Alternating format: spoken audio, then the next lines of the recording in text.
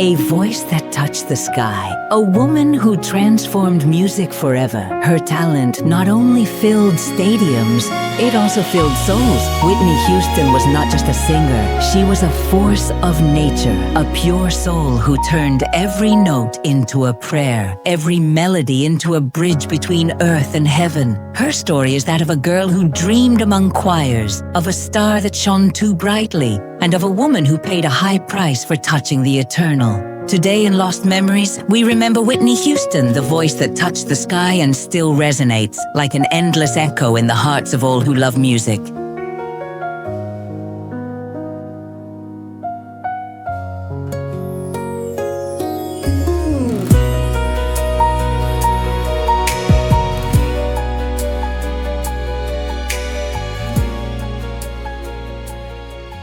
Whitney Elizabeth Houston was born in Newark, New Jersey on August 9, 1963. Her life began surrounded by music, faith, and hope. Every corner of her home breathed chords, harmonies, and the echo of a family destined to sing. Her mother, Cissy Houston, was a renowned gospel singer. Her cousin, Dionne Warwick, was already successful in the industry, and her godmother, Aretha Franklin, represented the very soul of music. From a young age, Whitney learned that singing wasn't just about making sounds. It was a way to communicate with God, to free the soul, to transform pain into beauty. Every Sunday, the little girl would stand in front of the church microphone and let her voice, pure and luminous, rise like a prayer. The faithful felt silent, moved, because that little girl had something that transcended humanity. But her childhood wasn't all melodies and applause. She grew up in a difficult neighborhood, marked by inequality, tension,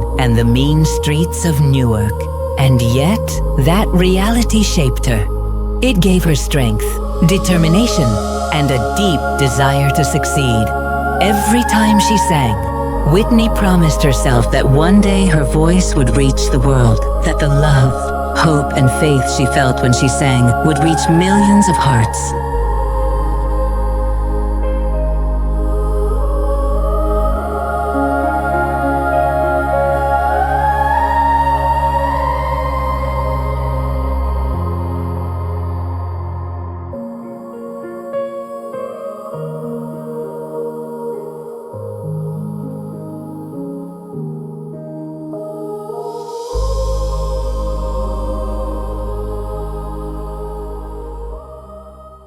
The 1980s marked the dawn of a new musical era. Radio, music videos, and television were beginning to shape icons. And in the midst of all this, Whitney appeared. At 19, she signed her first contract with Arista Records under the guidance of Clive Davis, a visionary who saw in her a raw gem. Her voice was clear, her image elegant, her charisma natural. But what truly set her apart was her ability to convey authentic emotions.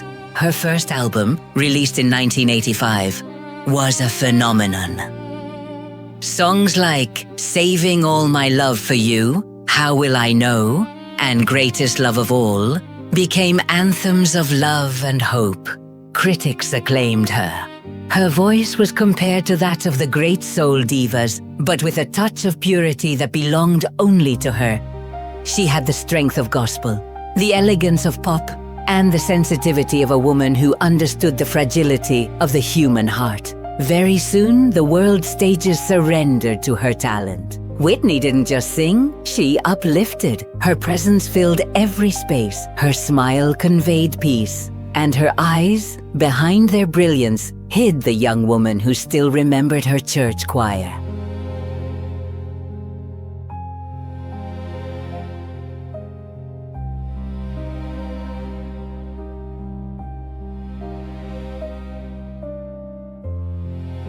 In 1991, during Super Bowl 25, Whitney Houston stood in front of a packed stadium and sang the national anthem like no one before. Her voice, clear and powerful, pierced the air, and for a moment an entire country felt like it was witnessing something divine. That day, history changed. The video traveled the world. Soldiers listened to it on the front lines. Families played it over and over again. It was more than a performance. It was a symbol of unity, a prayer turned into a song, and just when she seemed to have reached her peak, Whitney took it a step further. The Bodyguard. The film was a worldwide phenomenon. Her rendition of "I Will Always Love You" became a timeless anthem, a perfect blend of love, sadness, and farewell. Her voice reached levels that seemed impossible. Every note was a caress, every breath, a sigh of the soul. The world surrendered to her. Whitney became the most awarded artist of her time, a seemingly untouchable queen.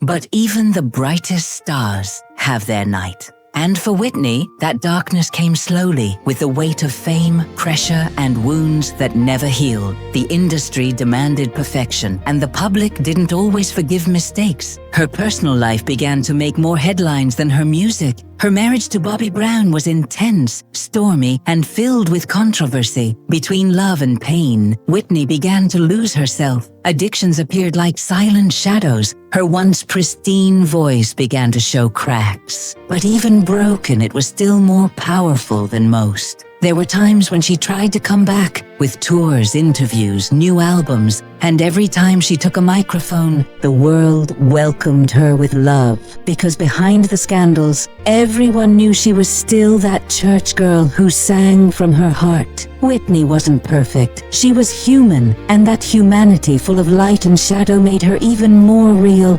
closer, more eternal.